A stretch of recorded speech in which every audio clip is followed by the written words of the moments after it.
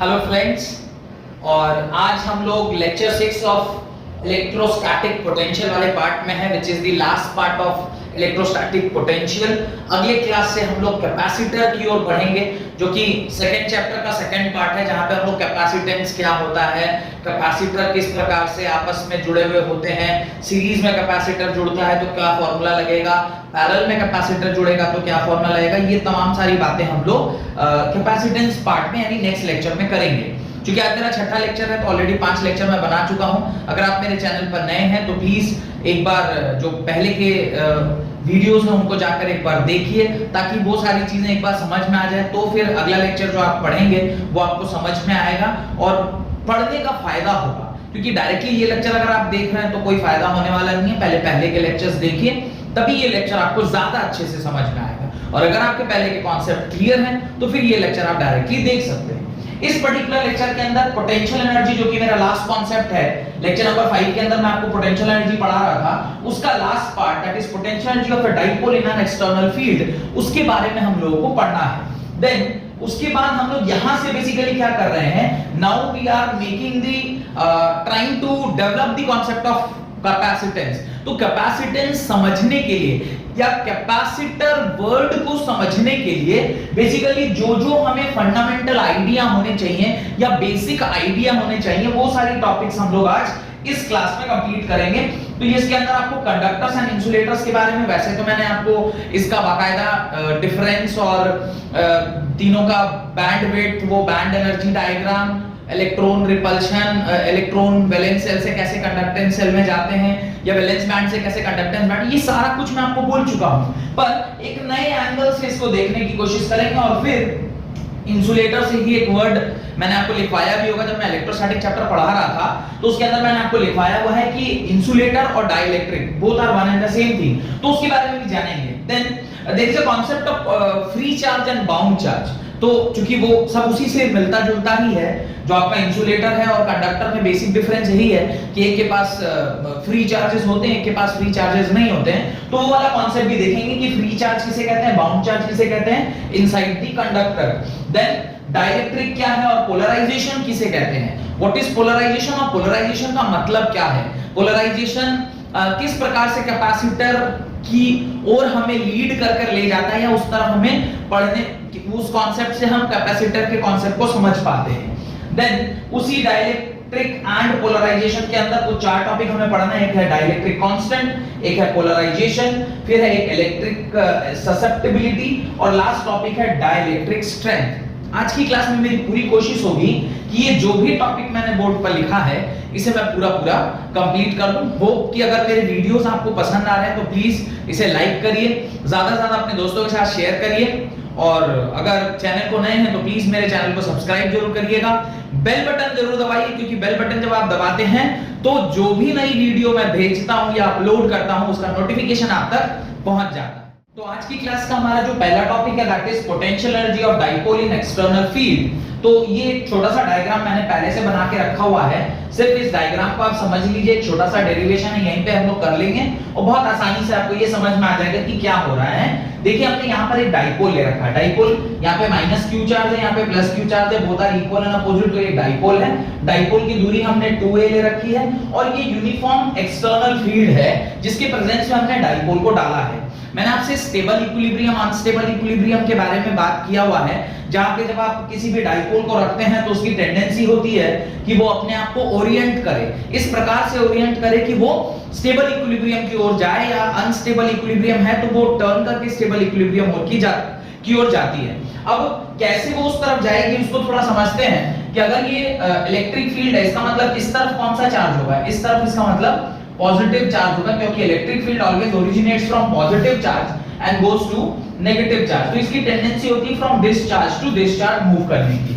अब अगर ये मेरा डाइपोल ऐसे रखा हुआ है तो इसके ऊपर एक फोर्स लग रहा होगा, क्यों, क्योंकि ये प्लस क्यू चार्ज है और उस तरफ नेगेटिव है, तो वो नेगेटिव इसको अपनी ओर खींच रहा होगा। अगर वो अपनी ओर खींचेगा तो इस तरफ एक एफ चार्ज लगेगा। सिमिलरली क्योंकि ये नेगेटिव है और ये पॉजिटिव है तो इधर भी एक एफ फोर्स लग रहा होगा। तो नेट फोर्स इस सिस्टम के ऊपर क्या रहने वाला है, जीरो रहने वाला है। लेकिन हम लोगों ने टॉर्क का डेरिवेशन भी पहले से कर रखा है कि एक एक्सटर्नल फील्ड में जब आप एक डाइपोल को डालते हैं तो उसके अंदर टॉर्क क्या होता है, जहां पे मैंने आपको बकायदा डेरिवेशन करके शायद तीसरा या चौथा लेक्चर में मैंने आपको बताया होगा कि वहां पे आपको टॉर्क कैसे कैलकुलेट करते हैं। तो वहां पे हम लोगों ने डेरिवेशन जब किया था तो टॉर्क की वैल्यू आई थी P क्रॉस E, और P क्रॉस E को जब हम लिखेंगे तो लिखेंगे PE sin थीटा।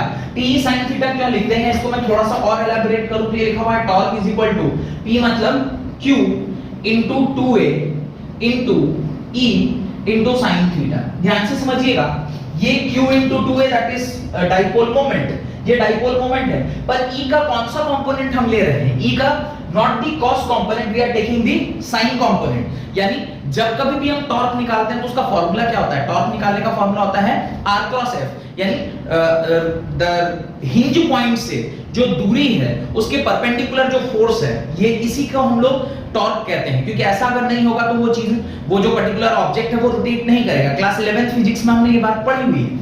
तो उसी प्रकार से यहाँ पे टॉर्क का हमने डेरिवेशन किया है, वो डेरिवेशन एक बार चेक कर लीजिएगा, पहले के लेक्चर्स में ऑलरेडी पढ़ाया हुआ है। अब देखिए मुझे निकालना है यहाँ पे पोटेंशियल एनर्जी। पोटेंशियल एनर्जी निकालने के लिए मैं वर्क निकालता हूँ, वर्क मेरा निकल जाएगा, then we can easily calculate the potential energy. तो उसको निकालने के लिए मुझे पहले ये बात समझ में आनी चाहिए कि इनिशियली जिस थीटा पर मेरा रखा हुआ है डाइपोल, उसको मैं थीटा आई बोलता हूं या फिर इनिशियल एंगल बोल रहा हूं, और जहां पर वो घूमकर जाएगा उसको मैं क्या बोल रहा हूं, फाइनल एंगल बोल रहा हूं, जो कि थीटा एफ है। ऑब्वियसली इस केस की अगर हम बात करें तो इस केस में इसकी टेंडेंसी होगी ऐसे मूव करने की, क्योंकि वो पॉजिटिव चार्ज है, ये नेगेटिव चार्ज है, ये इस तरह रोटेट करके स्टेबल इक्विलिब्रियम में अपने आप को एस्टैब्लिश करेगा।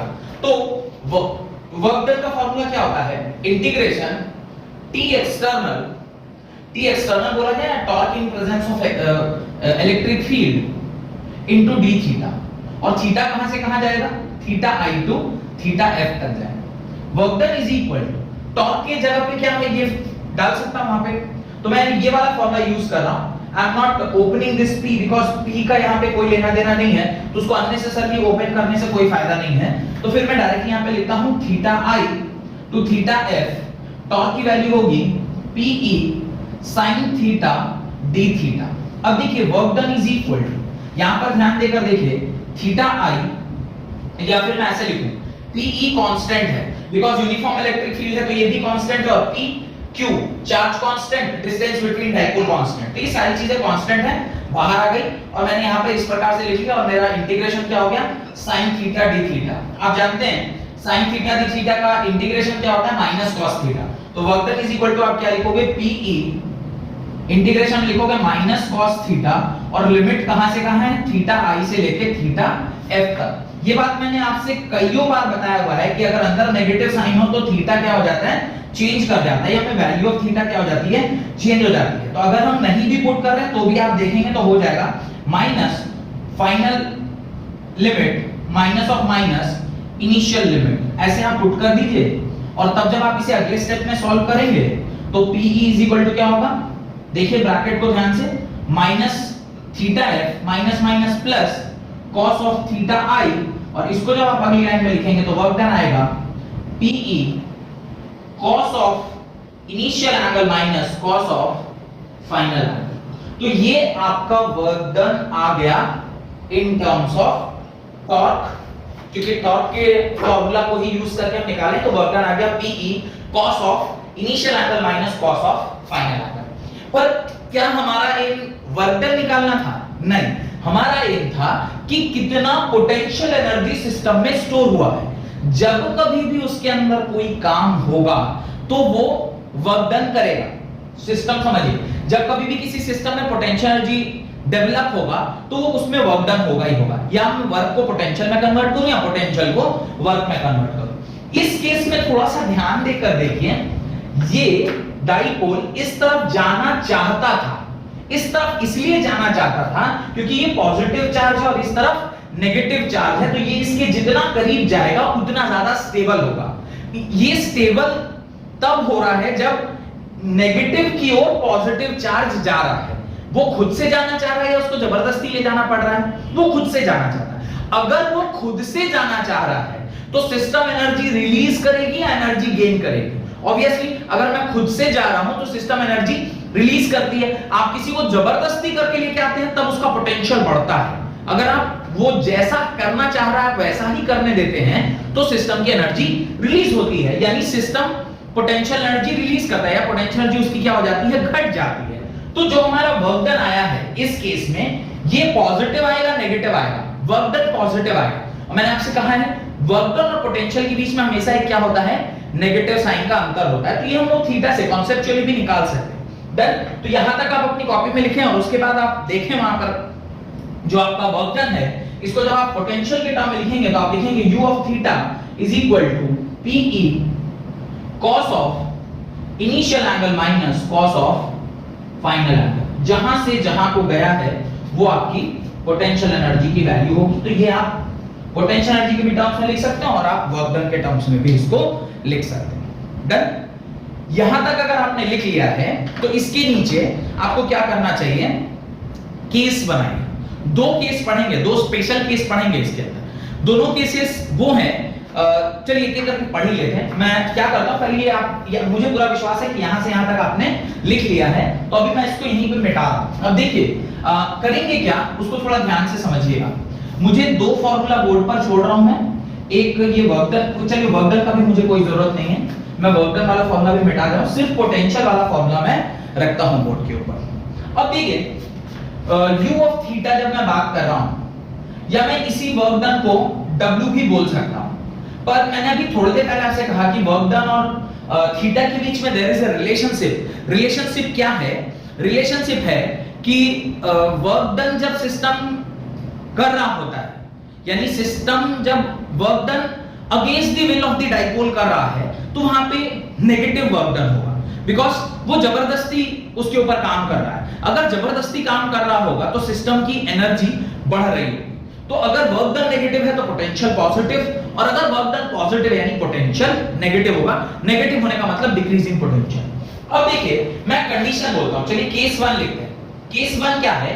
केस 1 है व्हेन इनिशियल एंगल थीटा आई जो है ना वो 0 डिग्री है और थीटा एफ जो है वो सम थीटा, कोई भी एक पर्टिकुलर थीटा है, वैसे थीटा बोल लूं या फाई बोल लूं कोई फर्क नहीं पड़ता है।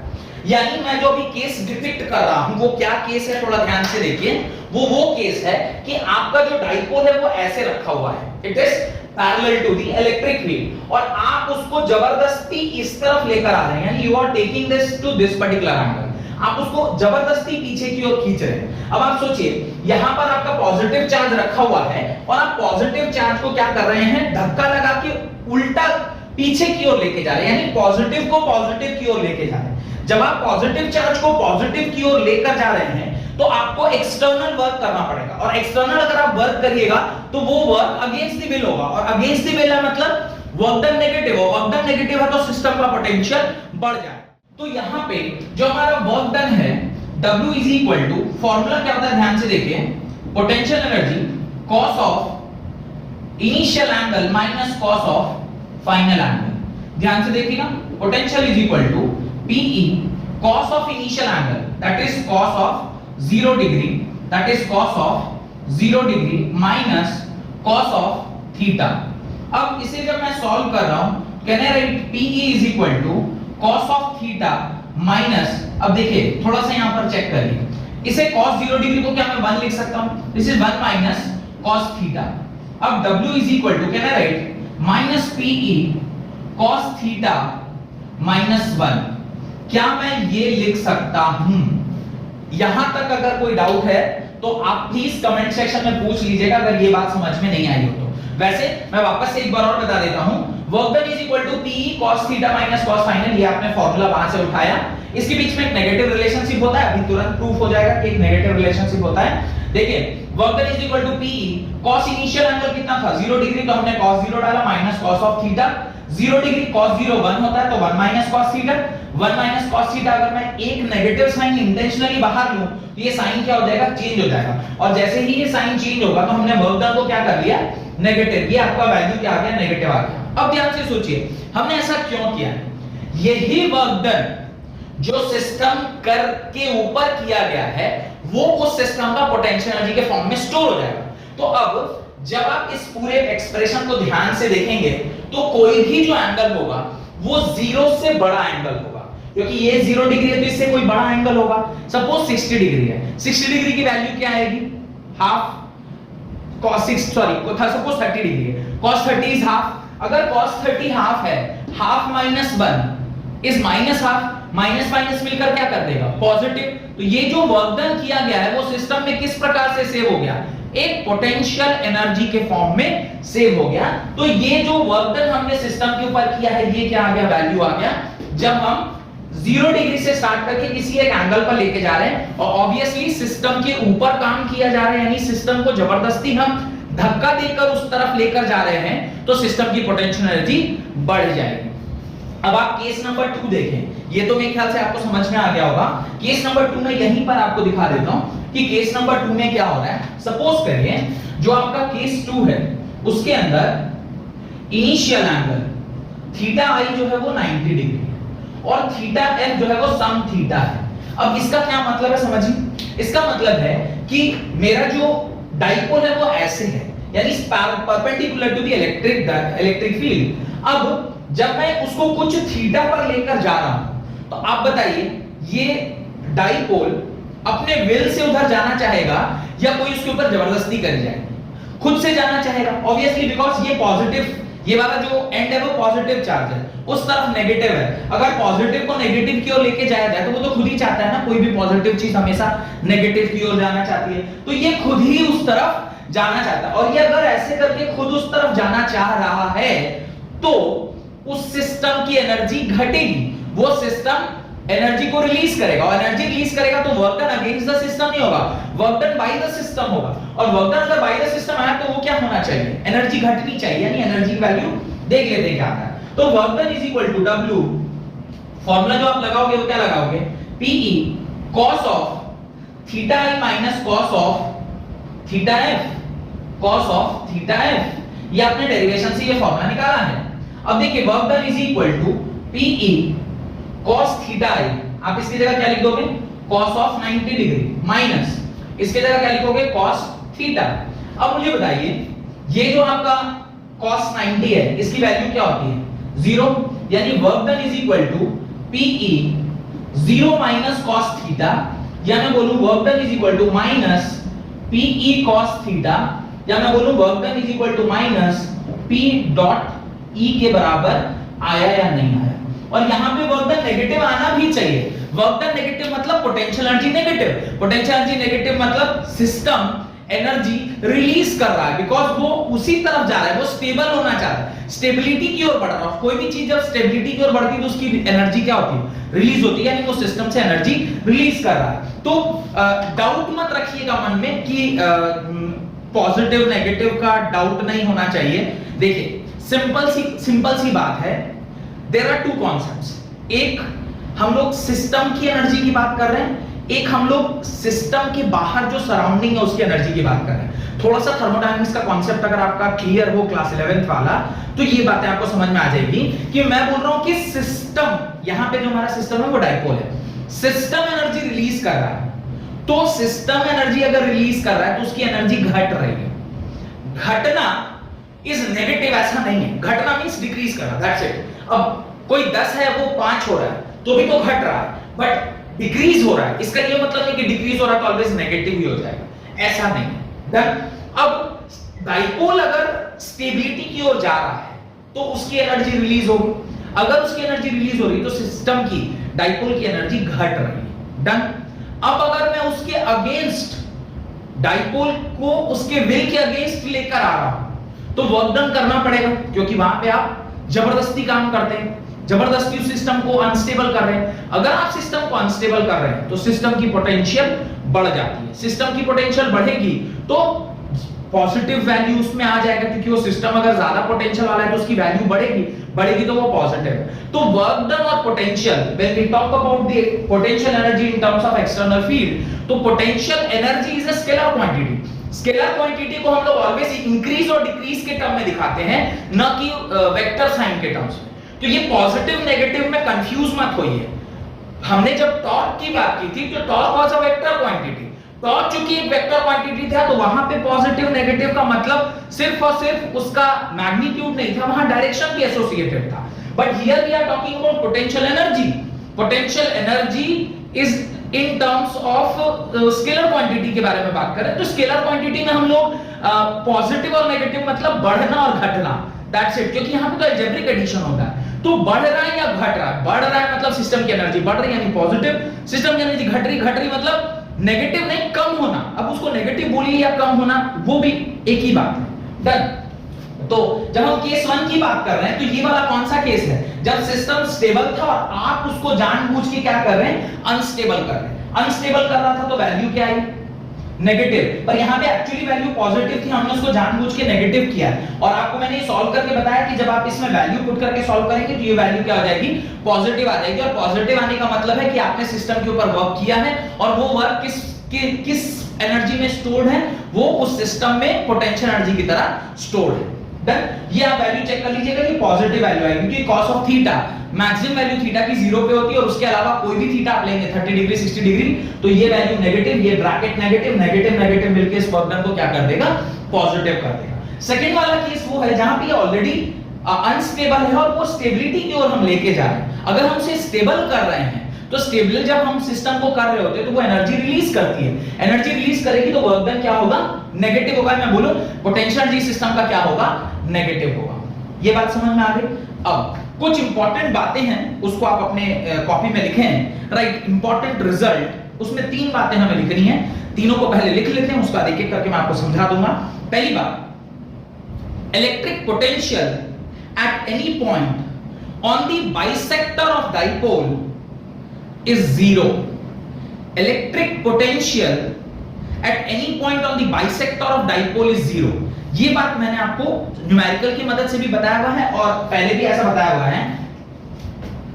ये अगर आपका कोई डाइपोल है और इस डाइपोल का जो ये वाला सेंट्रल एक्सिस है इस पर उसका पोटेंशियल क्या होता है, इस पर उसका पोटेंशियल 0 होता है और मैंने बताया भी था इक्विपोटेंशियल सरफेस में इसके बारे में। Second point, a dipole experiences a net force in a non-uniform field। एक नॉन यूनिफॉर्म फील्ड में एक डाइपोल फोर्स एक्सपीरियंस करता है, whereas in a uniform electric field एक डाइपोल फोर्स एक्सपीरियंस नहीं करता है। टॉर्क एक्सपीरियंस करता है पर फोर्स एक्सपीरियंस नहीं करता। क्यों? क्योंकि net forward force is equal to net backward force, force बराबर होता है। तो ध्यान दीजिएगा, यूनिफॉर्म फील्ड में डाइपोल फोर्स एक्सपीरियंस नहीं करता है, वेयरएज नॉन यूनिफॉर्म फील्ड में डाइपोल फोर्स एक्सपीरियंस करता है। डन। नेक्स्ट बात लिखिए, a dipole experiences maximum torque at the position where potential energy is 0। A dipole experiences maximum torque at the position where the potential energy is 0। देखिएगा ये वाली जो बात उसने कही है ना, ये देखिए ये आपका पोटेंशियल का केस है और टॉर्क का डेफिनेशन आपने क्या लिखा था, P क्रॉस E लिखा था। यहां मैं बोलूं टॉर्क इज इक्वल टू क्या होता है, PE sin थीटा। अब ध्यान से देखिएगा, एक जगह कौन सा एंगल आ रहा है, sin थीटा, एक जगह कौन सा एंगल आ रहा है, cos थीटा। cos थीटा और sin थीटा के बीच में एग्जैक्टली रिलेशनशिप उल्टा होता है। जहां पे cos मैक्सिमम होता है वहां पे sin मिनिमम और जहां पे sin मैक्स होता है वहां पे cos मिनिमम होता है। तो यही रिलेशनशिप की वजह से टॉर्क के फॉर्मूले में sin थीटा आता है और पोटेंशियल एनर्जी के फॉर्मूले में cos थीटा आता है। तो cos थीटा जहां पर मैक्स होगा, cos 0 पे मैक्स होता है 1, वहीं पे sin 0 क्या होता है 0। तो एक इनवर्स रिलेशनशिप वहां पे एस्टैब्लिश होगा between torque and potential energy.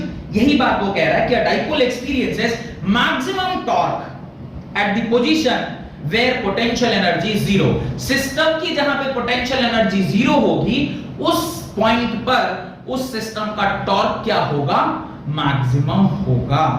Done. Coming to our next topic that is conductors and insulator. Conductor के बारे में ऑलरेडी आप बहुत कुछ पहले से भी जानते हैं। What is a conductor? भाई जो कंडक्टर है वो कंडक्टर। मैंने उसके बाद भी आपको एक 12th क्लास के बेसिस पर जो बैंड थ्योरी के बेसिस पर जो डेफिनेशन है वो भी मैंने आपको लिखाया हुआ है कि कंडक्टर उसे कहते हैं जहां पे वैलेंस बैंड और कंडक्टेंस बैंड आपस में क्या हो, ओवरलैपिंग रीजन हो, जिसका जो Eg है, Eg मींस एनर्जी गैप, वो क्या होना चाहिए, जीरो होना चाहिए, ऑलमोस्ट इक्वल टू जीरो होना चाहिए, सो दैट कि जो इलेक्ट्रॉन्स आपके वैलेंस बैंड में प्रेजेंट है वो एक्साइट होकर कहां पहुंच जाएं, कंडक्टेंस बैंड में पहुंच जाए और वो क्या करने लग जाए, कंडक्ट करने लग जाए। तो ये सब सारी बातें ऑलरेडी मैं आपको बता चुका हूं। Conductors are the material through which electric charge can flow easily. Best definition जो हमें अब याद रखना चाहिए in order to understand the concept of capacitor and अगला चैप्टर जो हमारा है वो इलेक्ट्रिक करंट है, तो वहां पे जो बेसिक डेफिनेशन यूज होता है वो आपको पता होना चाहिए। Conductors are the material through which electric charge can flow easily, और मोस्ट ऑफ द जो मेटल्स होते हैं वो इलेक्ट्रिक कंडक्टर होते हैं, और इलेक्ट्रिक कंडक्टर में जो बेस्ट कंडक्टर है उसे हम सिल्वर बोलते हैं। Silver is the best conductor. ये कुछ बातें आपको ध्यान होनी चाहिए। उसके बाद कुछ ये 4 या 5 प्रॉपर्टीज मैंने यहाँ बोर्ड पर लिखी हुई हैं जो कंडक्टर से रिलेटेड है, और इलेक्ट्रोस्टैटिक में हमने इसे ऑलरेडी पढ़ रखा है। इलेक्ट्रोस्टैटिक चैप्टर जो कि हमारा पहला चैप्टर है उसमें हमने ये सारा कुछ पढ़ा है। अगर वो सारे लेक्चर्स आपने नहीं देखे हैं और आप यही लेक्चर डायरेक्टली पहली बार देख रहे हैं तो प्लीज डिस्क्रिप्शन बॉक्स में जाइए, वहां पर आपको इलेक्ट्रोस्टैट का पूरा लेक्चर नंबर 1 से लेकर लेक्चर नंबर 7 या 8 जहां तक भी वो पूरी लेक्चर में पूरा जो चैप्टर मैंने पढ़ाया है उसको एक बार पढ़िए और उसको समझ के फिर ये सारे लेक्चर्स को जब आप देखेंगे तो ज्यादा बेहतर तरीके से समझ में आएगा। जो आपका पॉइंट नंबर 1 है वो कहता है inside a conductor electrostatic field is zero. मैंने नोट लगा के आपकी कॉपी में ये बात लिखवाया था कि एक पर्टिकुलर कंडक्टर के अंदर जो नेट इलेक्ट्रिक फील्ड होता है वो क्या होता है, जीरो होता है। और उसका बकायदा एक कॉन्सेप्ट भी बताया था आपको उससे रिलेटेड जिसको बोलते हैं इलेक्ट्रोस्टैटिक शील्डिंग। ये अभी पढ़ेंगे, अभी थोड़ी देर बाद मैं आपको समझाऊंगा what is electrostatic shielding. Next, at a surface of charged conductor electric field is normal to the surface. एक चार्ज कंडक्टर के ऊपर इलेक्ट्रिक फील्ड हमेशा क्या होता है, नॉर्मल होता है। अगर आपको थोड़ा बहुत ध्यान नहीं हो रहा है तो मैं आपको वो वाला डायग्राम दिखा देता हूं जिस डायग्राम में मैंने इस प्रकार से आपको बताया था कि किस प्रकार से इलेक्ट्रिक फील्ड जो है वो, ध्यान आ रहा होगा, इस तरह का डायग्राम मैंने आपसे बताया था और जहां मैंने कहा था कि इस तरह से इलेक्ट्रिक फील्ड की वैल्यूज होती हैं जो इस प्रकार से, ये आपका कंडक्टर है, दिस इज योर कंडक्टर, और इस कंडक्टर के अंदर नेट फील्ड जो है वो क्या है, जीरो है। यानी इसके अंदर का जो इलेक्ट्रिक फील्ड है E जो है इसके अंदर का क्या है, जीरो है।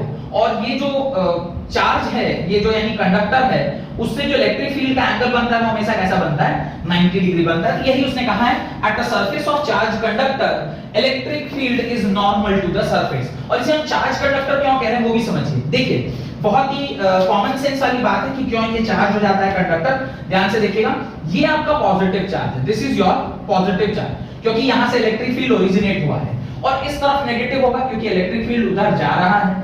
अब अगर ये वाला एंड पॉजिटिव है और इलेक्ट्रिक फील्ड इधर आया तो इस तरफ कौन सा चार्ज डेवलप होगा, इस तरफ नेगेटिव चार्ज डेवलप होगा। करस्पॉन्डिंगली क्योंकि यहां नेगेटिव है तो इस एंड पे कौन सा चार्ज डेवलप होगा, पॉजिटिव चार्ज डेवलप होगा। यानी इस सरफेस पर चार्ज प्रेजेंट है, और अगर कोई कंडक्टर है और उसके सरफेस पर कोई चार्ज है तो electric field is always normal to that particular surface. तो इलेक्ट्रिक फील्ड ऑलवेज उस सरफेस के ऊपर क्या होता है, नॉर्मल होता है। ये बात हमने बताया। और आपको ध्यान भी होगा कि गॉसियन सरफेस वगैरह जो कांसेप्ट हमने पढ़ा था वहां पर एक कंडीशन बताया गया था कि वहीं पे हम लोग ये गॉस लॉ वगैरह लगा सकते हैं जहां पे जो गॉसियन सरफेस के परपेंडिकुलर ही इलेक्ट्रिक फील्ड होता है। तो electric field is generally found to be perpendicular with respect to the conductor. Next, the interior of the conductor have no excess charge in static situation। देखिए ये जो word इसने ना ऐड कर दिया, इसका बड़ा महत्व है।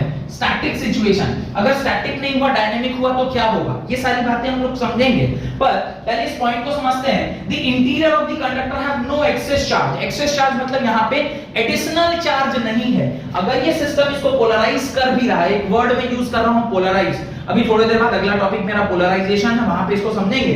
तो अगर ये सिस्टम, अगर ये फील्ड इसको पोलराइज कर भी रहा है तो नेट जो इसके ऊपर चार्ज का वैल्यू होगा वो जीरो होने वाला है। वो क्यों जीरो होने वाला है, क्योंकि जितने नेगेटिव डेवलप हुए उसके करस्पॉन्डिंगली उसके ऊपर क्या डेवलप हो रहा होगा, पॉजिटिव डेवलप हो रहा होगा। तो कह रहा है interior of a conductor have no excess charge in static situation.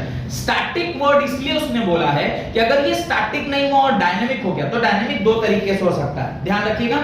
कोई भी जो चार्ज है वो दो ही प्रकार से मूव करता है। थोड़ा सा देखिए, मैं यहाँ पर टॉपिक से बाहर निकल रहा हूं, लेकिन अभी चूंकि स्टैटिक वर्ड आया है तो इसको समझने के लिए ना मेरे को ये बात समझना बहुत जरूरी है कि स्टैटिक क्या और डायनेमिक क्या।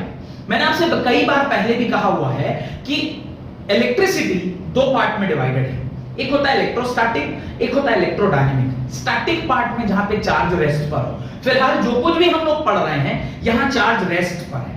अब जब चार्ज मोशन में आता है तो चार्ज मोशन में दो प्रकार से आता है। अब जो हमारा दूसरा पार्ट है इलेक्ट्रिसिटी का, दैट इज इलेक्ट्रोडायनेमिक्स, जो हम लोग इसके बाद वाला जस्ट चैप्टर पढ़ने वाले हैं। अब उस इलेक्ट्रोडायनेमिक्स में भी ना चार्ज दो तरीके से मूव कर सकता है। ऑब्वियसली आपने भी जब क्लास 11th में मोशन चैप्टर पढ़ा था तो वहां पे भी आपने पढ़ा था ना कि एक तो एट रेस्ट होता है, फिर जब मोशन में होता है तो there are two types of motion, one is uniform motion, one is non uniform motion. Uniform motion मतलब कांस्टेंट वेलोसिटी से जब कुछ मूव कर रहा है। देखिए, जब चार्ज कांस्टेंट वेलोसिटी से मूव करता है तो वो इलेक्ट्रिक इफेक्ट शो करता है। क्या बोल रहा हूं बहुत ध्यान से समझिएगा, वैसे तो फिर भी मैं बाद में भी ये वापस से पढ़ाऊंगा, क्योंकि जब स्टैटिक पार्ट पढ़ेंगे तो वहां पे डायनेमिक पार्ट पढ़ेंगे तो वहां पे ये मैं पहले ही लेक्चर में आपको समझाऊंगा। पर अभी चूंकि वर्ड आ गया है तो ये समझना बहुत जरूरी है कि डायनेमिक पार्ट, जैसे ही हम लोग डायनेमिक पार्ट की बात कर रहे हैं तो डायनेमिक पार्ट में दो पार्ट या दो डिवीजन आता है। एक है जब आपका चार्ज यूनिफॉर्म वेलोसिटी से मूव कर रहा है, जिसको हम लोग ना ड्रिफ्ट वेलोसिटी भी बोलते हैं। पढ़ेंगे अगले चैप्टर में व्हाट इज ड्रिफ्ट वेलोसिटी, उसका डेरिवेशन भी करेंगे, सब होगा। पर वो वेलोसिटी से मूव कर रहा है, यूनिफॉर्म वेलोसिटी से मूव कर रहा है। यूनिफॉर्म वेलोसिटी से जब कोई चार्ज मूव करता है तो वो इलेक्ट्रिक इफेक्ट दिखाता है। क्या बोल रहा हूं मैं? अगर कोई चार्ज यूनिफॉर्म वेलोसिटी से मूव कर रहा है तो वो इलेक्ट्रिक इफेक्ट दिखाता है। तो डायनेमिक है, डायनेमिक मतलब मोशन में है, मोशन में है और वो यूनिफॉर्म वेलोसिटी से मूव कर रहा है तो इलेक्ट्रिक इफेक्ट दिखाता है। लेकिन चार्ज नॉन यूनिफॉर्म वेलोसिटी में भी मूव कर सकता है, यानी नॉन यूनिफॉर्म वेलोसिटी से मूव करेगा मतलब एक्सीलरेटेड मोशन है।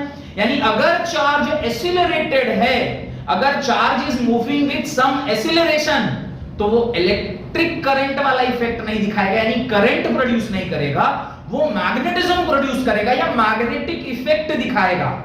ठीक है, और आपको पता है कि थर्ड चैप्टर के बाद जब फोर्थ चैप्टर है वो मैग्नेटिज्म है। मैग्नेटिज्म मतलब the charge is moving but charge is moving with some acceleration. तो डायनेमिक के अंदर दो पार्ट आता है, कांस्टेंट वेलोसिटी, जब वेलोसिटी अगर कांस्टेंट है तो कांस्टेंट वाला पार्ट जिसमें हम लोग इलेक्ट्रिक करंट वाला पार्ट पढ़ते हैं, और जब वेलोसिटी नॉट कांस्टेंट यानी नॉन यूनिफॉर्म वेलोसिटी है, यानी चार्ज एक्सीलरेटेड है, तो उसमें मैग्नेटिज्म का पार्ट पढ़ते हैं। हम लोग डायनेमिक में नहीं जा रहे। उसने क्या बोला? उसने बोला static situation, the interior of the conductor have no excess charge in static situation, यानी अगर डायनेमिक सिचुएशन होगा तो चार्ज की वैल्यू में चेंज। देखेंगे आगे चल के क्या होगा। Next, electric potential is constant through out the volume of the conductor. पूरे वॉल्यूम ऑफ द कंडक्टर में जो आपका इलेक्ट्रिक पोटेंशियल है वो क्या रहने वाला है? कांस्टेंट रहने वाला है। मैं बोलूं कांस्टेंट नहीं, क्या वैल्यू होगी? जीरो भी हो सकता है, कुछ भी हो सकता है, जीरो और मे नॉट बी जीरो, पर जो भी वैल्यू होगा वो क्या रहेगा? कांस्टेंट रहेगा, क्योंकि वो कंडक्टर है। कंडक्टर का जो पर्टिकुलर पोटेंशियल जो है वो डिपेंड करता है कि चार्ज को इंफिनिटी से कहां तक लाया गया है। तो सिर्फ एक ही आपने फॉर्मूला देखा होगा, work done is potential is equal to work per unit charge. तो वर्क डन हो रहा है और चार्ज के ऊपर, तो इससे कोई फर्क नहीं पड़ता, क्योंकि सिस्टम में चार्ज है तो कहीं ना कहीं वर्क करके ही वो चार्ज वहां तक लाया गया है, और लाया गया तो उसके अंदर कुछ ना कुछ पोटेंशियल होगा। Potential may be zero, may not be zero, depending upon the situation. उस आर्गुमेंट में मैं नहीं जा रहा, ऑलरेडी हम लोग पढ़ चुके हैं कि कब कब पोटेंशियल जीरो होता है, कब कब पोटेंशियल जीरो नहीं होता है। पर वो ये कहना चाह रहा है कि electric potential is constant through out the volume of the conductor and have the same value on the surface. जो अंदर वैल्यू है वही सरफेस पर वैल्यू है। यानी अगर इस पर्टिकुलर डायग्राम की बात करें तो इसके अंदर अगर सरफेस पर पोटेंशियल V नॉट है तो अंदर भी पोटेंशियल क्या होगा? V नॉट ही रहने वाला है, that will be constant. Surface पर जितना उतना ही अंदर भी। Last point, surface charge density may be different at different position. Surface charge density अलग-अलग हो सकती है। अलग-अलग मतलब यहां पर the amount of charge present per unit area may not be same as the amount of charge per unit area present at this place, पर overall system का जो सरफेस सरफेस चार्ज डेंसिटी है वो क्या रहता है? जीरो रहता है, क्योंकि नेट जो चार्ज है, नो एक्सेस चार्ज अगर नहीं है तो ओवरऑल जो उसका डेंसिटी है वो क्या रहेगा?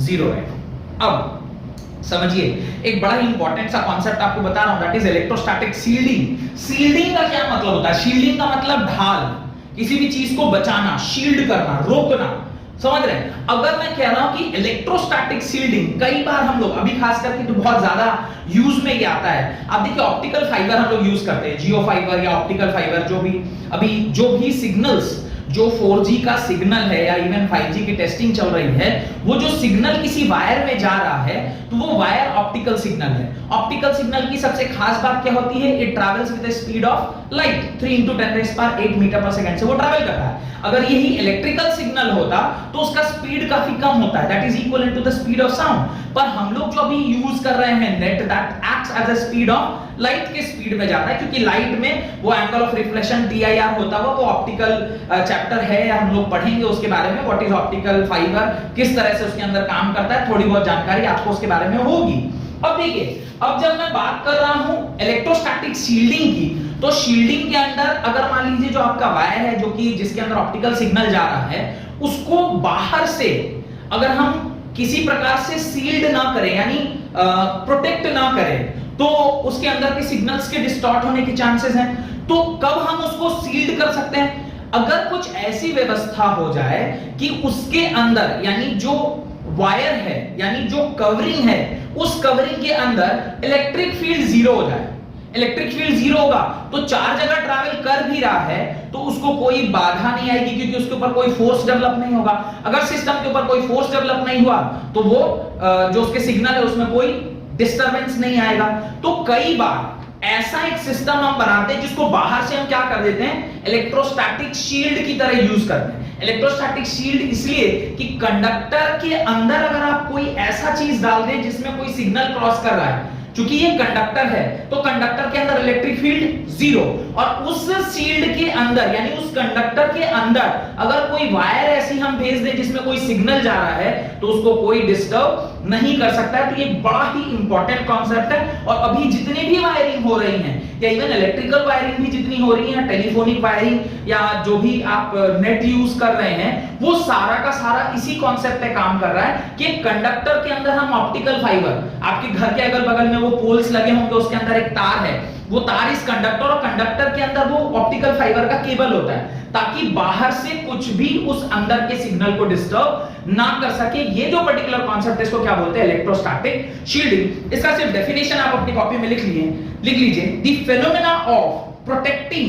अ certain region of space from external electric field is called electrostatic shielding. From external electric field is called electrostatic shielding। और किसी भी सरफेस पर, सपोज ये रैंडमली कुछ एक आपका सरफेस है और मैं बोल रहा हूं कि ये कंडक्टर है, तो इसके अंदर एक तो इलेक्ट्रिक फील्ड जीरो, इसके अंदर पोटेंशियल V0, इसके अंदर सिग्मा जीरो, और electric field sigma by epsilon not होता है। अगर सिग्मा जीरो होगा तो ऑब्वियस है कि इलेक्ट्रिक फील्ड भी क्या हो जाएगा, जीरो हो जाएगा। तो आप लिख सकते हैं इसको कि ये इलेक्ट्रिक फील्ड भी क्या हो जाएगा, जीरो हो जाएगा। ये जीरो, ये जीरो, ये जीरो, ये जीरो होता है इसलिए ये जीरो हो रहा है। डन, बिकॉज किसी भी सिस्टम में बाहर से कोई एक्सेस चार्ज नहीं है, जितना चार्ज है वो सरफेस पर है, दैट इज कांस्टेंट। क्योंकि सरफेस चार्ज डेंसिटी जीरो है, तो चूंकि ये सरफेस चार्ज डेंसिटी जीरो गई तो surface charge density bye epsilon not is electric field, तो इलेक्ट्रिक फील्ड भी क्या हो गया, जीरो हो गया। तो ये काफी इंपॉर्टेंट सा कॉन्सेप्ट है, इसको ध्यान रखिएगा। इलेक्ट्रोस्टैटिक शील्डिंग 2 नंबर का क्वेश्चन पूछा जाता है तो आप डिफाइन कर देंगे और उसके नीचे ये लिखकर ये समझा देंगे इस डायग्राम के मदद से, आपको फुल मार्क्स मिल जाएगा। नेक्स्ट कॉन्सेप्ट जो है वो साथ साथ है insulator. What is an insulator?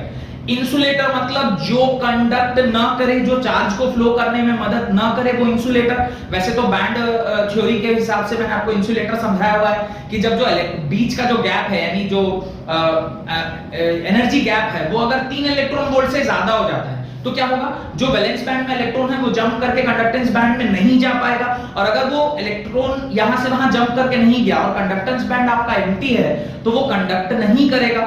ऐसे सब्सटेंस जो कंडक्ट नहीं करते हैं, यानी जो इंसुलेटर की तरह बिहेव करते हैं, उसी को हम क्या कहते हैं, डाइइलेक्ट्रिक कहते हैं। तो dielectric is the other name of insulator. ये एक वर्ड है, ध्यान रखिएगा, dielectric is the other name of insulator. तो आप इंसुलेटर का डेफिनेशन लिख लें, insulator are the material through which electric charge can not flow, full stop. Example आप जानते हैं, वुड, प्लास्टिक, थर्मोकोल एटसेट्रा, ये सारे एग्जांपल हैं. And insulators are also known as dielectrics. Insulators are also known as dielectrics. अब देखिए dielectric इसको क्यों बोला गया है वो समझने की बात है. जब कभी भी आप कोई इलेक्ट्रिक फील्ड उसके ऊपर अप्लाई कर रहे हैं, यानी आपने एक ऐसे मटेरियल के ऊपर आपने इलेक्ट्रिक फील्ड लगा दिया जो इलेक्ट्रिक फील्ड के अप्लाई करने पर सिस्टम में चार्ज को फ्लो ना करने दे, उसी को ना इंसुलेटर बोलेंगे. आपने इलेक्ट्रिक फील्ड लगाया, अगर सिस्टम में आप इलेक्ट्रिक फील्ड दे रहे हैं तो चार्जेस मूव करेंगे. Obviously charge will move, accumulate करता है चार्ज. पर ऐसा कुछ हो जाए जहां पे आप even if you are providing external field, आप फील्ड दे रहे हैं और फिर भी वो कंडक्ट ना करे, then we call it insulator. और उसी को हम डाइइलेक्ट्रिक भी बोलते हैं, उसी को हम डाइइलेक्ट्रिक भी बोलते हैं. तो ये एक इंपॉर्टेंट पॉइंट है, इसको ध्यान रखिएगा, या चाहे लिखना तो लिख भी सकते हैं. Dielectric is insulating material which transmit the electric effect without conducting. Dielectric is an insulating material which transmit electric effect without conducting. अब ये तो बड़ा ही वो भारी वर्ड इसने बोल दिया. क्या कह रहा है? Insulating material which transmit the electric effect without conducting.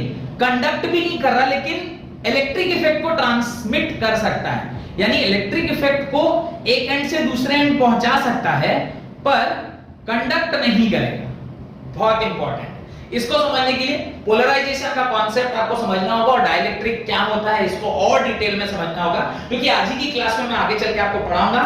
Heading डालें free charges and bound charges inside the conductor. अब जो हमारा नेक्स्ट कॉन्सेप्ट है that is the concept of free charge and bound charge.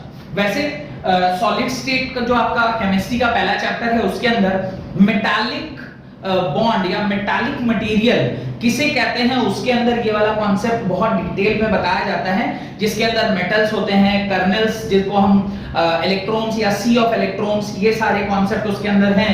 पर कोशिश करते हैं उसी चीज को यहां पर भी समझने का. क्या कह रहा है कि सपोज करिए ये मेरा एटम है, दिस इज माय एटम. इसके अंदर ये न्यूक्लियस हो गया और इस न्यूक्लियस के अंदर कई सारे शेल होते हैं जो ऑलरेडी आप क्लास 11th में एटॉमिक स्ट्रक्चर चैप्टर के अंदर पढ़ चुके हैं. उसके अंदर कुछ इलेक्ट्रॉन्स प्रेजेंट होते हैं. तो आपको ये भी पता होगा कि फर्स्ट सेल में 2 इलेक्ट्रॉन और सेकंड सेल में, उसके बाद वाले सेल में इस तरह से इलेक्ट्रॉन जो है वो सिचुएटेड होते हैं. और ये जो इलेक्ट्रॉन है इसके बाद भी कई सारे शेल्स वहां पर प्रेजेंट होते हैं.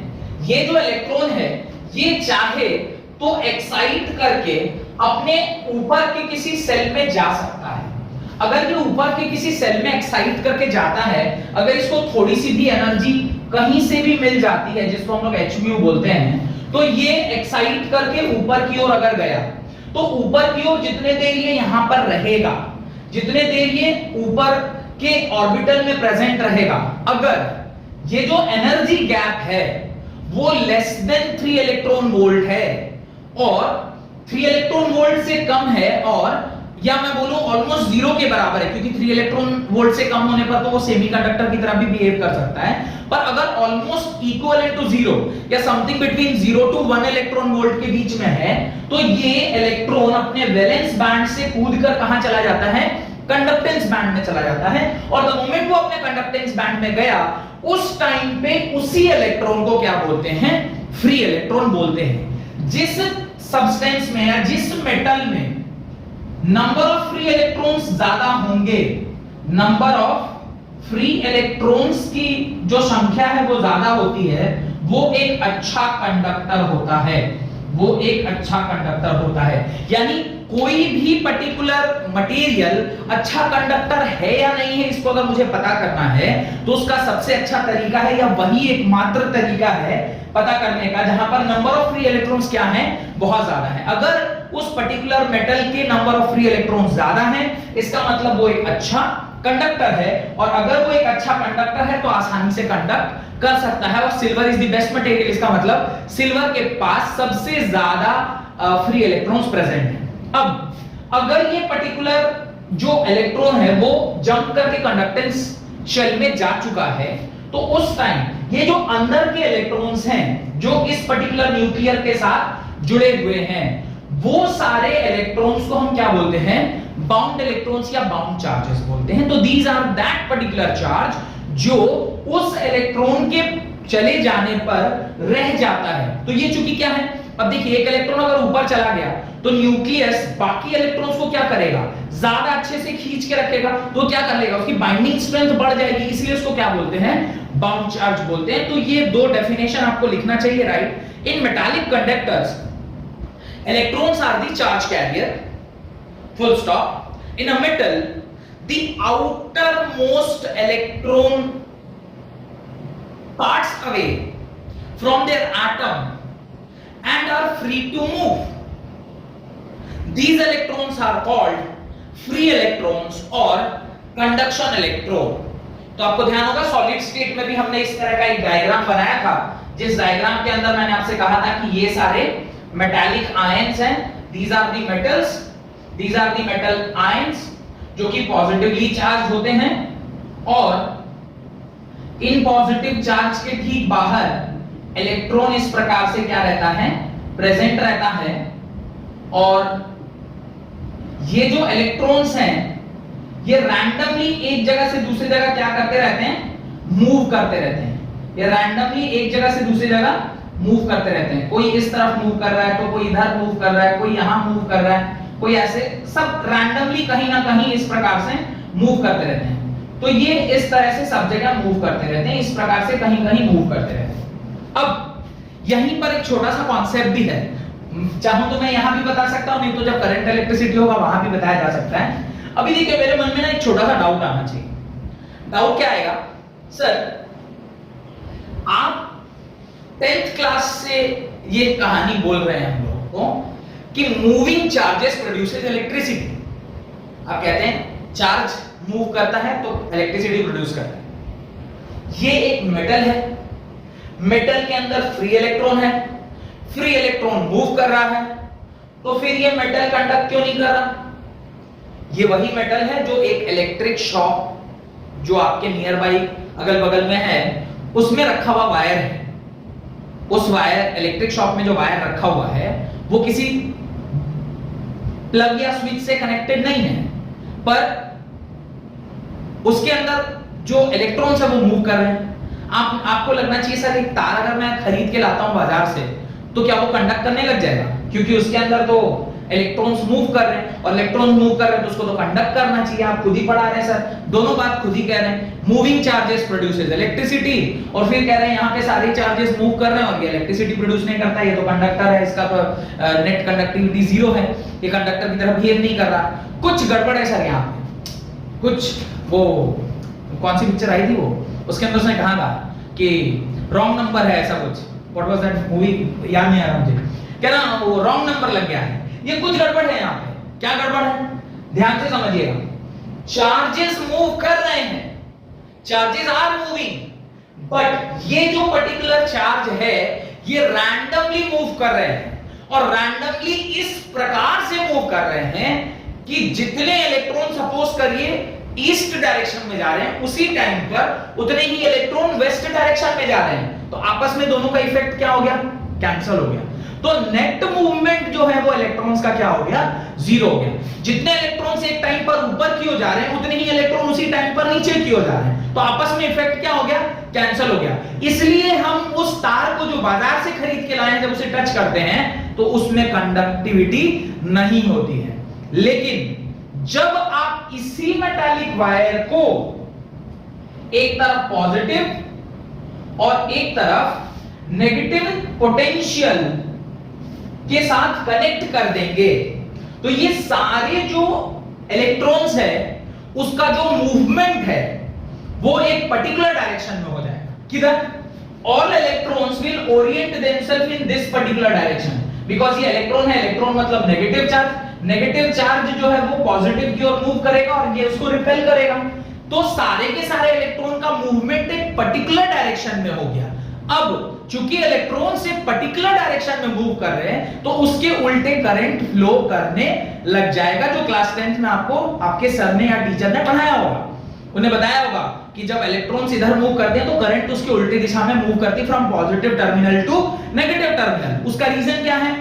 जब हमने पोटेंशियल लगा दिया तो क्या हुआ, सारे के सारे इलेक्ट्रॉन्स एक पर्टिकुलर डायरेक्शन में ओरिएंट कर गए और एक पर्टिकुलर डायरेक्शन में मूव करने लगे, जिससे जो पहले कैंसिल आउट हो जा रहा था अब वो एक पर्टिकुलर डायरेक्शन में मूव कर रही है। और इलेक्ट्रॉन जब एक पर्टिकुलर डायरेक्शन में मूव करेंगे तो नेट इंपैक्ट अब दिखने लग जाएगा, और वो जो नेट इंपैक्ट दिखता है वो हमें इलेक्ट्रिसिटी के टर्म्स में दिखाई देता है, जो सिर्फ हम सुन सकते हैं, पढ़ सकते हैं, पर उसे फील नहीं कर सकते। छुइएगा तो लास्ट टाइम कोई चीज फील कर पाइएगा।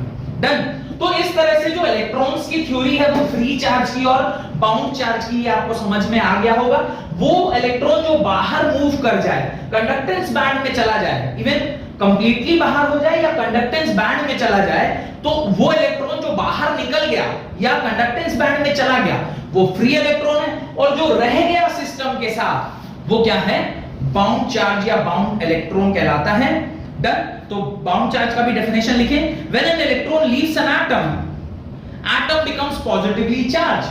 Atom becomes positively charged. This positively charged ion and bonded electron remain held in their fixed position and are called as bound charges.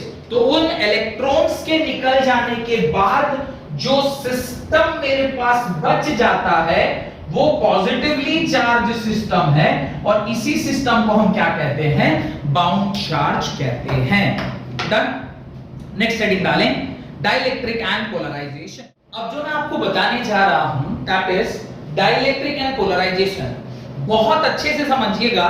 अगर कैपेसिटेंस या कैपेसिटर को आपको ठीक तरीके से समझना है तो डाइलेक्ट्रिक और उससे एसोसिएटेड जो कुछ डेफिनेशंस या प्रॉपर्टीज अभी मैं आपको बताने वाला हूं, या जो मैं कॉन्सेप्ट अभी आपको देने वाला हूं, ये बहुत अच्छे से समझिएगा, क्योंकि अगर अभी ये समझ में नहीं आया तो पूरा का पूरा कैपेसिटर चैप्टर आपको समझ में आने वाला नहीं है। बहुत अच्छे से समझिएगा। मैं बोलूंगा रिपीट मोड पे जाके इसको 2 बार चेक करिए, यहां से लास्ट तक का वीडियो 2 बार देखिएगा कैपेसिटर स्टार्ट होने से पहले, क्योंकि ये बहुत बहुत बहुत इंपॉर्टेंट है, बहुत इंपॉर्टेंट है। ध्यान से देखिए हो क्या रहा है सिस्टम में।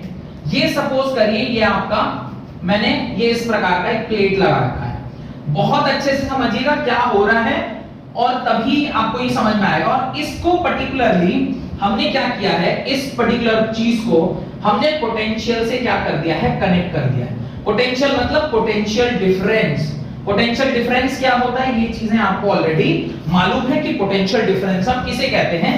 जहां कहीं पोटेंशियल वहां पोटेंशियल डिफरेंस, ये हम लोग जानते हैं, 10th क्लास में भी हमने इसके बारे में बात की है। This is positive terminal of the battery and this is the negative terminal of the battery. Positive terminal जिस प्लेट से कनेक्टेड है उसको भी हम क्या बोलेंगे, वो भी पॉजिटिवली चार्ज होगा, क्योंकि उस प्लेट पर पॉजिटिव चार्ज एक्यूमुलेट होंगे।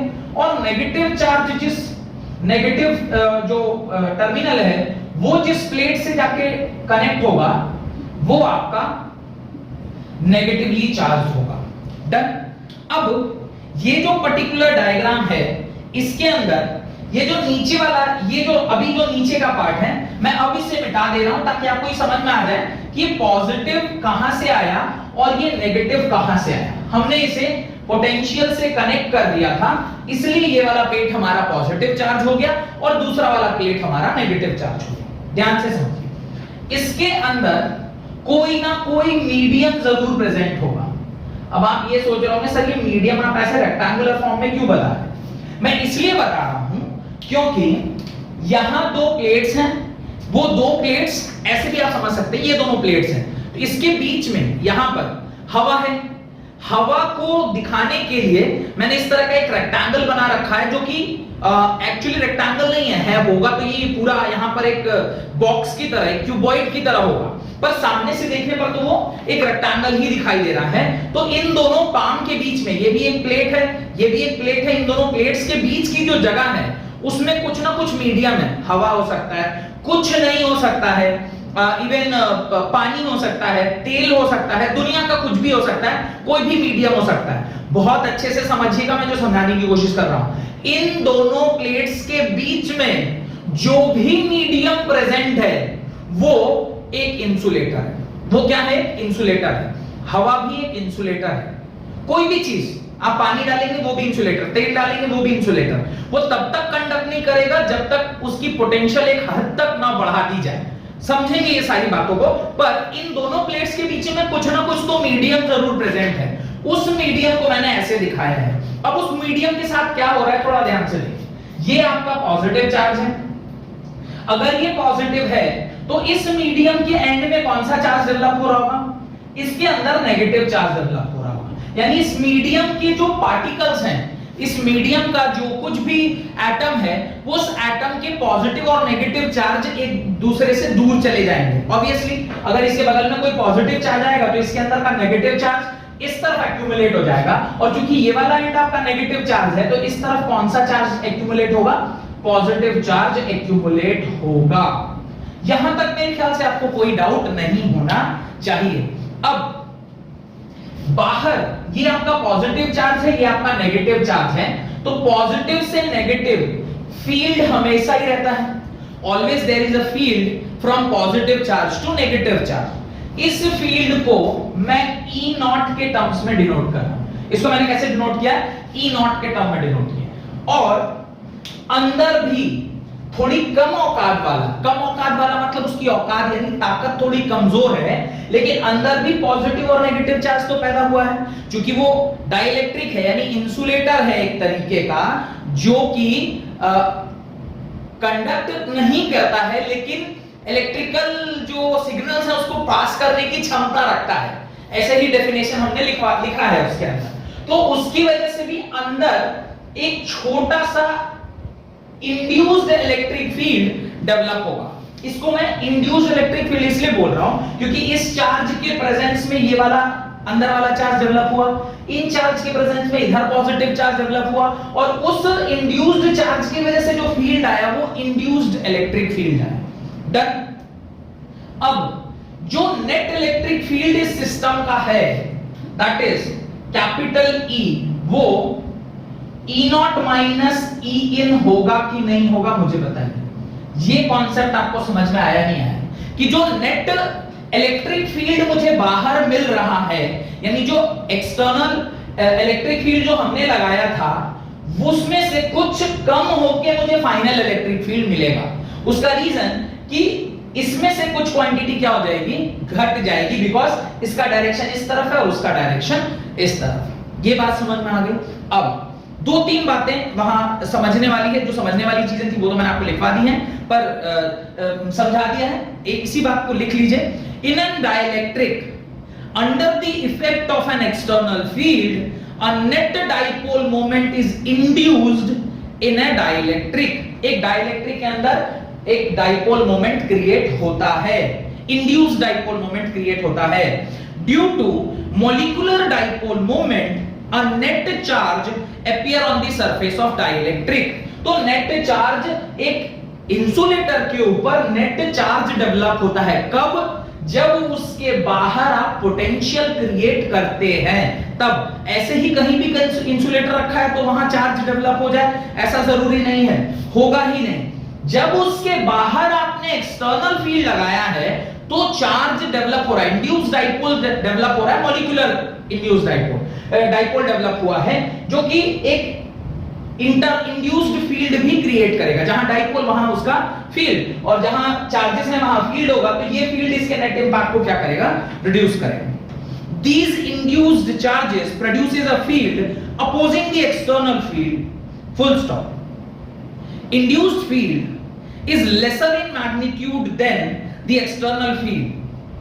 So, field inside the dielectric gets reduced. तो जो net field inside the dielectric है वो क्या हो गया? रिड्यूस कर गया। तो मैग्नीट्यूड वाइज अगर मैं लिखूं तो आप लिखेंगे ये जो E है वो क्या है? E क्या है? E is the resultant electric field.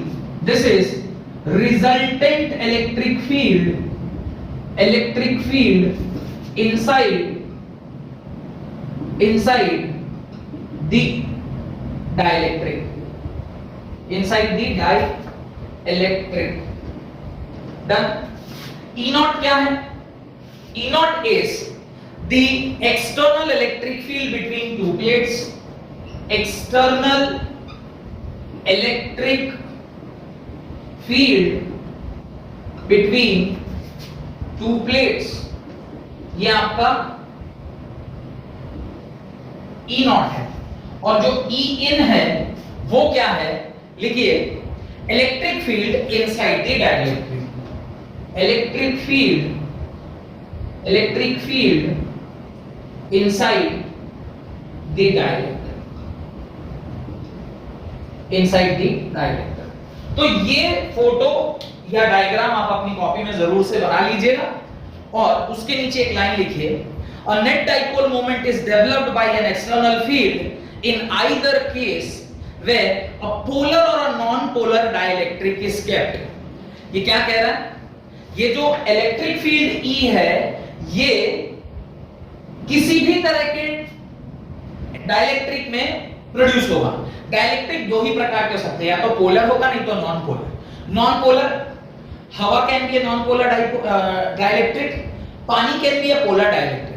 पानी हो तो भी ये संभव है, हवा हो तो भी ये संभव है। अब देखिए संभव तो दोनों में है, पर पोलर में थोड़ा आसानी से चार्ज डेवलप हो जाएगा क्योंकि ऑलरेडी सब्सटेंस पोलर है और उसके अक्रॉस जब आप पोटेंशियल लगाएंगे तो उसके अंदर चार्ज डेवलप कराना आसान है, यानी कम पोटेंशियल पे ही चार्ज डेवलप कर जाएगा। लेकिन जब अंदर वाला जो डाइलेक्ट्रिक है ये नॉन पोलर है, हवा की तरह H2O2 नाइट्रोजन N2 ये सारी चीजें इसके कंपोजिशन में, हीलियम, कार्बन डाइऑक्साइड, ये सब नॉन पोलर। अगर ये नॉन पोलर चीजों से मिलकर बना है, इसमें डाइपोल को इंड्यूस करना डिफिकल्ट जॉब। तो इसके लिए आपको क्या करना पड़ेगा? जो एक्सटर्नल पोटेंशियल आपने लगाया है बहुत ज्यादा देना पड़ेगा। समझेंगे इसके बारे में, थोड़ा और रुक जाइए, इसको समझेंगे। तो मेरे ख्याल से डाइलेक्ट्रिक क्या है और वो पोलराइज कैसे करता है ये बात आपको समझ में आ गई। वर्ड क्या था? पोलराइजेशन। डाइलेक्ट्रिक पोलराइज कर गया, पोलराइजेशन मतलब पोल्स डेवलप कर गए, इसलिए हमने हेडिंग डाला था डाइलेक्ट्रिक एंड पोलराइजेशन। पोलराइजेशन कब हुआ? जब दो पैरेलल प्लेट्स के बीच में हमने क्या डाला नहीं, या तो रहता ही है, हवा अगर प्रेजेंट है, कुछ भी प्रेजेंट है, जो मीडियम प्रेजेंट है, इसके प्रेजेंस में इस पर्टिकुलर मीडियम के दोनों एंड्स पर चार्ज डेवलप हो गए तो डाइलेक्ट्रिक चार्ज हो गया और उसी प्रोसेस को क्या बोलते हैं? पोलराइजेशन बोलते हैं। इसके अंदर एक छोटा सा डेफिनेशन जो हमें समझना है वो है डाइलेक्ट्रिक कांस्टेंट का। तो मैंने आपको शायद स्टार्टिंग ऑफ द क्लास में बताया था कि कुल मिलाकर इसके अंदर हमें चार डेफिनेशन पढ़ने हैं। पहला है डाइलेक्ट्रिक कांस्टेंट, दूसरा है पोलराइजेशन, तीसरा है इलेक्ट्रिक ससेप्टिबिलिटी और चौथा है डाइलेक्ट्रिक स्ट्रेंथ। तो अब देखिए डाइलेक्ट्रिक कांस्टेंट क्या होता है। वैसे तो ये टर्म आप पहले से भी सुने हुए हैं और जानते भी हैं। डाइलेक्ट्रिक कांस्टेंट किसको बोलते थे? एप्सिलॉन आर, जो कि एप्सिलॉन बाय एप्सिलॉन नॉट के बराबर होता है और इसी को हम लोग कैपिटल के से डिनोट करते थे। ये कैपिटल के क्या था? थोड़ा सा ध्यान करिए। दिस कैपिटल के या एप्सिलॉन आर आप किसको बोलते थे? ये कैपिटल के या एप्सिलॉन आर आप किसको बोलते थे? Relative permittivity, relative permittivity of medium, relative permittivity of medium. किस चीज का परमिशन? मैंने आपसे बताया था परमिटिविटी मतलब क्या? किस चीज का परमिशन? परमिशन की इलेक्ट्रिक फील्ड कितनी आसानी से उस पर्टिकुलर मीडियम में क्रॉस कर जाए। मीडियम अगर चेंज करेगा तो उसकी परमिशन की जो वो है स्ट्रेंथ है वो भी चेंज कर जाएगी। इसलिए मैंने कहा था कि अगर वैक्यूम है तो वहां पे एप्सिलॉन नॉट लिखते हैं और अगर वहां पर कोई दूसरा मीडियम है तो उसे k टाइम एप्सिलॉन नॉट लिखते थे। Why we are writing k times epsilon nought? Because आप er लिख देते थे या k टाइम्स एप्सिलॉन नॉट लिखते थे ताकि दोनों मल्टीप्लाई करके आपका उस पर्टिकुलर मीडियम का एप्सिलॉन बन जाए। डन।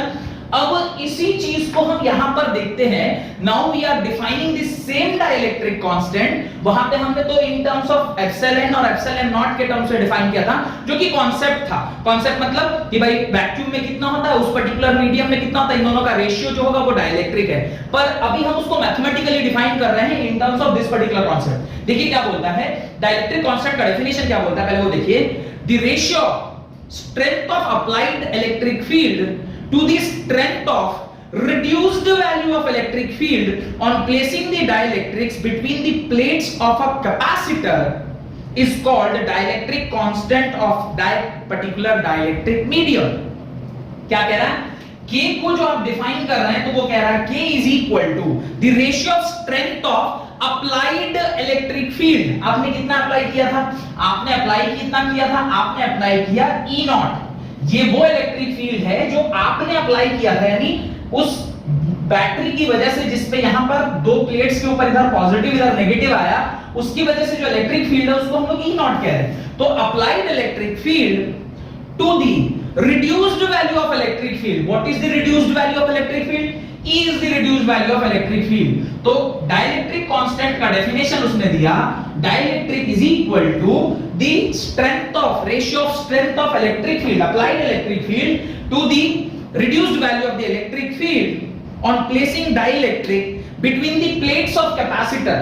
अभी उसने प्लेट्स ऑफ कैपेसिटर बोला है, पर आप समझिए प्लेट्स, पैरेलल प्लेट्स के बीच में. कैपेसिटर वर्ड को थोड़ा एक लेक्चर के लिए रुक जाइए, व्हाट इज कैपेसिटर पढ़ेंगे, पर अभी समझिए दो पैरेलल प्लेट्स के बीच में जब आप मीडियम डालते हैं तो उससे वो जो उसका reduced value of electric field है उनका जो रेशियो है that is known as dielectric constant of that particular medium. इस मीडियम का डाइलेक्ट्रिक कांस्टेंट है. इसी को हम लोग epsilon r that is relative permittivity के नाम से भी जानते हैं. और मुझे एक चीज बताइए, ये जो k है इसकी वैल्यू 1 से बड़ी होगी या 1 से छोटी होगी? सोच के बताना, इसकी वैल्यू 1 से बड़ी होगी या 1 से छोटी होगी? अब आप बताइए, ये क्वांटिटी में कुछ क्वांटिटी घट के ये वाली क्वांटिटी बढ़ रही है, तो मैं ये कह सकता हूं कि E is smaller than E not. अगर E छोटा है E नॉट से तो इसका न्यूमरेटर बड़ा है और डिनोमिनेटर छोटा है, यानी मैं ये बोलूंगा कि k की वैल्यू इज ग्रेटर देन 1. तो नोट डालकर एक बात लिख लीजिए, the value of k is always greater than 1. Dielectric constant किसी भी मीडियम का 1 से क्या होता है? बड़ा होता है. नेक्स्ट, पोलराइजेशन कॉन्सेप्ट ऑलरेडी आपको बता दिया है, सिर्फ डेफिनेशन लिखना है पोलराइजेशन का. Right, the induced dipole moment developed पर unit volume in the dielectric slab. देखिए मैंने क्या बोला था, ये इसके अंदर ना एक क्यूबॉइड है. अब वो इसको देखिए, मैं ऐसे प्लेट्स को ना आपके सामने ऐसे रखता हूं, ऐसे रखूंगा तो आपको दिखाई दे रहा होगा कि यहां पर एक क्यूबॉइड फॉर्म होगा, और वो क्यूबॉइड जो हवा का क्यूबॉइड फॉर्म हुआ है वो एक तरह से ग्लास स्लैब की तरह है. ग्लास स्लैब तो आप समझते हैं, तो उसको डाइलेक्ट्रिक स्लैब बोल रहे हैं. स्लैब मतलब एक क्यूबॉइडल शेप का यहां पर एक स्ट्रक्चर डेवलप होगा. दिखाई दे रहा है, ये क्यूबॉइड यहां पर डेवलप होगा जो कि हवा का क्यूबॉइड है. उस क्यूबॉइड को हम लोग क्या बोल रहे हैं? Dielectric slab. On placing it in an electric field is called as polarization. तो उस डाइलेक्ट्रिक स्लैब में जब इंड्यूस्ड डाइपोल की वजह से पोलराइजेशन यानी चार्ज डेवलप हो जाएगा, उसी फेनोमेना को क्या बोलते हैं? पोलराइजेशन बोलते हैं. और एक्सपेरिमेंटली देखा गया है with the help of all जो हमारे साइंटिस्ट लोग हैं उन्होंने एक्सपेरिमेंट किया, उससे पता चला है कि जो पोलराइजेशन की वैल्यू है वो proportional to the number of atoms per unit volume के बराबर होती है. कितने ज्यादा एटम्स प्रेजेंट है पर यूनिट वॉल्यूम उसके बराबर होती है. तो इस बात को भी लिखिए. यहां पे थोड़ा सा देखिएगा, polarization is written by, polarization is denoted by, ये आपको कैपिटल P से डिनोट किया जाता है. पोलराइजेशन कैपिटल P से डिनोट होता है, वेयरएज स्मॉल p से हम क्या डिनोट करते हैं? डाइपोल मोमेंट डिनोट करते हैं. ध्यान होगा ही आपको, हम लोग डाइपोल मोमेंट किससे डिनोट करते थे? स्मॉल p से. और पोलराइजेशन को हम कैसे डिनोट करते हैं? कैपिटल P से डिनोट करते हैं. उसके नीचे एक लाइन लिखिए, if small p is induced dipole moment acquired by an atom of dielectric and capital N is the number of atoms per unit volume, then polarization is given by, polarization का जो formula होता है वो capital P is equal to number of atoms into dipole moment के बराबर होता है, यानी capital P is equal to NP के बराबर. ये फॉर्मूला आप अपनी कॉपी में लिख लीजिए. कैपिटल P किसके बराबर होता है? NP के बराबर होता है. Done, full stop. आगे लिखें, the induced dipole moment acquired by atom is found to be directly proportional to the reduced value of electric field, is directly proportional to the reduced value of electric field and is given by, तो ये जो छोटा p है dipole this है, इसको क्या बोल रहे हैं, ये प्रोपोर्शनैलिटी साइन में देखा जाए तो ये किसके बराबर है, एप्सिलॉन नॉट कैपिटल E के बराबर। और इस प्रोपोर्शनैलिटी को जब आप इज इक्वल टू में बदलेंगे तो वो अल्फा एप्सिलॉन नॉट E के बराबर आएगा। तो ये डाइपोल मोमेंट है और इसको जब हम यहां पुट कर देंगे तो पोलराइजेशन का जो फॉर्मूला होता है n alpha epsilon not E, where alpha is what, alpha is constant, n is the number of electrons per unit volume, epsilon naught is the permittivity of free space and E is the reduced value of electric field, reduced value of electric field। ये formula आप अपनी copy में लिख लीजिएगा, where alpha is called as constant of proportionality and is called as atomic polarizability। alpha is constant of polarization and is also called as atomic polarizability। Done, hope कि यहां तक समझ में आ गया।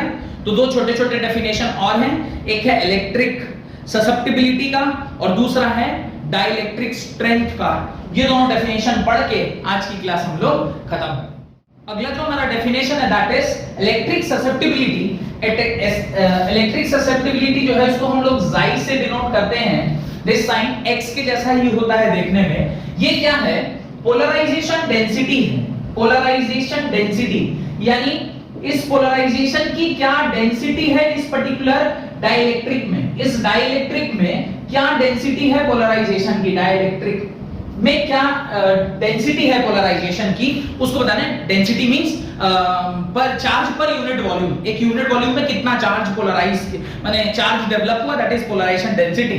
डेफिनेशन लिखिए कि polarization density of a dielectric slab is directly proportional to the reduced value of electric field, the reduced value of electric field।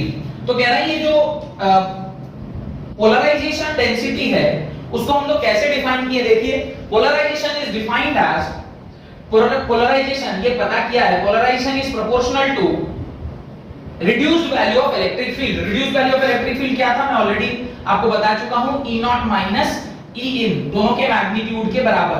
E जो है that is reduced value of electric field. Already मैंने ये सारी बातें आपको बता रखी है कि ये क्या चीज है। अब ये जो पोलराइजेशन डेंसिटी है ये प्रोपोर्शनल है विद, आप कहेंगे सर ये E naught क्यों डाल दे रहे हैं बार बार, E naught इसलिए डाल रहे हैं क्योंकि हम ये समझ रहे हैं कि ये वैक्यूम के लिए निकाल रहे हैं और वैक्यूम के लिए जब निकालेंगे तो उसकी ससेप्टिबिलिटी जीरो हो जाती है। तो अभी चूंकि वैक्यूम मान के चल रहा है, अगर वैक्यूम नहीं हुआ कोई पर्टिकुलर मीडियम हो तो वहां पे फिर उसकी वैल्यू आ जाएगी। अब ये प्रोपोर्शनैलिटी है, इसको जब आप इज इक्वल टू में करेंगे तो इसको हम जिस कांस्टेंट से मल्टीप्लाई करते हैं उसी कांस्टेंट को क्या बोलते हैं, electric susceptibility. That particular constant is known as electric susceptibility. और ऐसा देखा गया है कि जो वैक्यूम होता है, वैक्यूम के लिए ये जो Xi की वैल्यू है वो क्या हो जाती है, जीरो हो जाती है। Xi की वैल्यू क्या हो जाती है, zero. For vacuum the value is equal to 0। तो वैक्यूम के लिए इसकी वैल्यू क्या होती है, जीरो होती है। तो आप यहां लिख लें, this Xi is known as electric susceptibility of dielectric slab। it is a dimensionless quantity, it is a dimensionless quantity। तो ये dimensionless है, dimensionless quantity है, dimensionless quantity, dimensionless quantity। why it is dimensionless, dimensionless इसलिए क्योंकि ये constant है, constant की कोई डायमेंशन नहीं होती है। और पोलराइजेशन इज डायरेक्टली प्रोपोर्शनल, अगर ये दोनों प्रोपोर्शनल हैं इसका मतलब है कि दोनों की यूनिट ऑलमोस्ट सेम होगी। It describes the electrical behaviour of a dielectric. ये जो इलेक्ट्रिकल ससेप्टिबिलिटी है ये डिस्क्राइब करता है कि उस पर्टिकुलर डाइलेक्ट्रिक का इलेक्ट्रिकल प्रॉपर्टी कैसा है। अगर किसी का Xi ये 1 के बराबर हो जाए, इसका क्या मतलब है, इसका मतलब है कि ये 100% कंडक्टर की तरह बिहेव कर रहा है। और अगर कोई बिल्कुल भी कंडक्ट ना करे तो उसके लिए Xi की वैल्यू क्या हो जाएगी, जीरो हो जाएगी। डन। अब एक रिलेशनशिप है between dielectric constant and electrical susceptibility, वो भी मैं यहीं पर आपको दिखा देता हूं। ये जो k की वैल्यू है वो होती है 1 प्लस xi। ये क्या होती है 1 प्लस xi।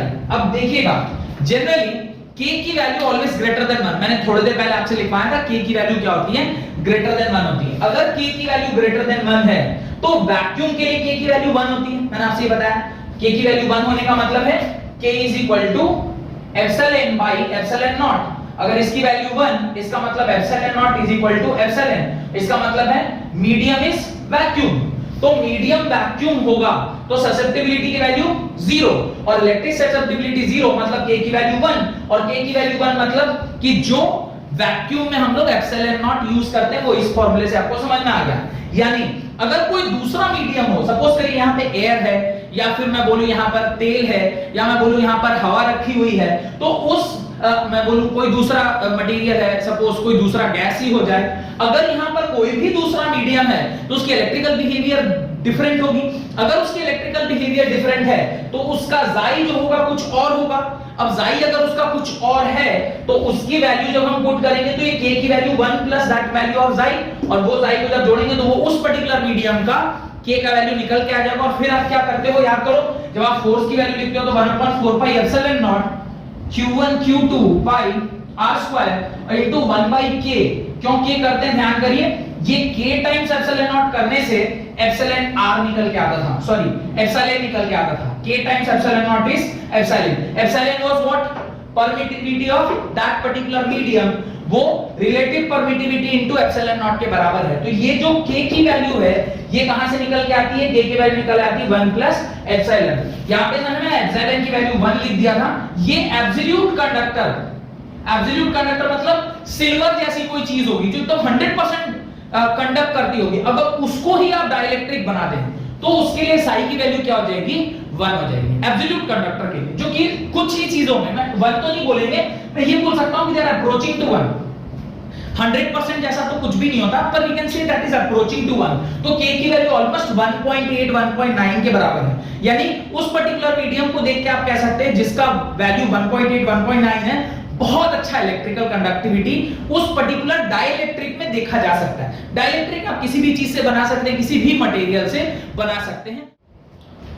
और आज की क्लास का ये हमारा लास्ट टॉपिक है, that is dielectric strength. Dielectric strength क्या है, पहले आप इसका डेफिनेशन लिखिए, फिर एक छोटा सा एग्जांपल देकर मैं आपको समझाता हूं कि what is dielectric strength. Right, the maximum electric field that a dielectric withstand without breakdown is called its dielectric strength। देखिए क्या कहने की कोशिश कर रहा है, ये जो आपने अभी डायग्राम थोड़ी देर पहले बनाया था उसके अंदर एक आपने E नॉट देखा था। अब ये K की value E not by E इन के बराबर थी।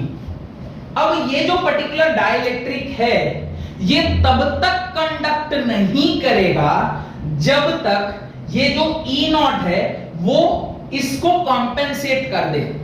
इसको कॉम्पेंसेट कर दे मतलब रिवर्स डायरेक्शन में एक इलेक्ट्रिक फील्ड प्रोड्यूस हुआ है तो ये इसकी वैल्यू को क्या कर रहा है, रिड्यूस कर रहा है। कब तक रिड्यूस कर सकता है, एक टाइम, एक लिमिट जहां तक ये इसको रिड्यूस कर सकता है, एक क्षण तक ही इसको रोक के रख सकता है। एक टाइम ऐसा आएगा जब बीइंग इंसुलेटर इसकी इंसुलेटिंग जो प्रॉपर्टी है इसकी वो टूट जाए और ये क्या करने लग जाए, कंडक्ट करने लग जाए। माने हम इतना ज्यादा E नॉट दे दें कि इसकी वैल्यू इतनी कम हो जाए कि इसका जो स्ट्रेंथ है वो कमजोर पड़ जाए और ये क्या करने लग जाए, कंडक्ट करने लग जाए। ऐसे सिचुएशन को वो जिस टाइम पे ये टूट जाएगा, जिस टाइम पे ये इंसुलेटर से कंडक्टर में कन्वर्ट कर पाएगा, उस पॉइंट पे जो डाइलेक्ट्रिक की वैल्यू यानी K की जो वैल्यू है that is known as dielectric strength. और इसको ही मैं ये आप बहुत ही आसानी से समझ सकते हैं, उसका एग्जांपल मैं आपको देता हूं कहां पर किस तरीके से आप समझ सकते हैं। आप ध्यान कीजिए, लोग बोलते हैं कि लाइटनिंग के टाइम पे आदमी को कोई जो हाई टेंशन वायर होता है जहां पे 33 केवी या 11 केवी का जो वायर सब जा रहा होता है, जो मोटे मोटे तार खेतों में दिखते हैं, लंबे लंबे जो तार सब मोटे मोटे बड़े बड़े पोल्स पे जो मोटे मोटे तार होते हैं, उसके नीचे अगर कोई बंदा खड़ा है और उस टाइम पे जो बारिश हो जाए तो लोग बोलते हैं ना कि जनरली बारिश वगैरह के सामने उस वायर के नीचे नहीं आना चाहिए। रीजन क्या है कि हमारा धरती जीरो पोटेंशियल पे, जीरो पोटेंशियल मतलब नेगेटिव टर्मिनल, और जो तार है वो 33 केवी का होगा या 11 केवी का होगा या 133 केवी का होगा। केवी मतलब किलो वोल्ट। अब इन दोनों के बीच में इतना ज्यादा पोटेंशियल हो गया कि जो उसके बीच की हवा थी जिसमें थोड़ा मॉइस्चर भी था, यानी बारिश हो रही है तो पानी भी है, पानी युक्त जो मीडियम है वो इंसुलेट करने लग जाए। बहुत देर तक तो इंसुलेट नहीं करेगा क्योंकि डाइलेक्ट्रिक की प्रॉपर्टी होती है वो नेट इलेक्ट्रिक फील्ड को रिड्यूस करने का काम करता है। कब तक? जब तक उसकी ताकत से ज्यादा, ये वैसे ही समझिए टेंसाइल स्ट्रेंथ जो आपने क्लास 11th में पढ़ा हुआ है। एक पर्टिकुलर चीज को आप कब तक खींच के रिस्टोर कर सकते हैं? जब तक कि उसका जो टूटने का स्ट्रेंथ है यानी ब्रेकिंग स्ट्रेंथ से कम आप इलास्टिक स्ट्रेंथ उसमें जो लगा रहे हैं, उस तोड़ने का जो स्ट्रेंथ है उससे ज्यादा आप स्ट्रेंथ ना लगा रहे हैं। अगर उसको बहुत ज्यादा तेज तोड़ देंगे तो टूट ही जाएगा। भाई उसको रिस्टोर कराने के लिए आपको उसका ब्रेकिंग स्ट्रेंथ से कम एनर्जी, कम ताकत लगा के उसको खींचना होगा, कम फोर्स लगाना होगा।